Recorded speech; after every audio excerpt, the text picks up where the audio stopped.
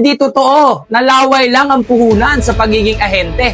Ang pagiging ahente nga ba ay isang negosyo? Ang sagot, oo. Ang pagiging ahente nga ba ay walang puhunan? Ang sagot, meron. Pag-usapan natin ang pinaka-common na klase ng ahente na alam nating lahat. Real estate agent.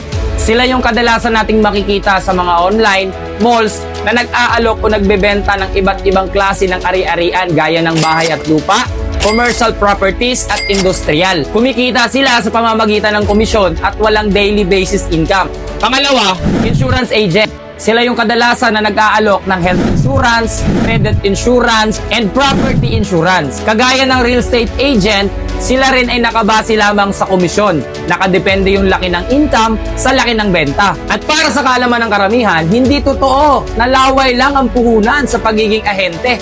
Hindi nga lang kasing laki ng ibang negosyo. Pero baka may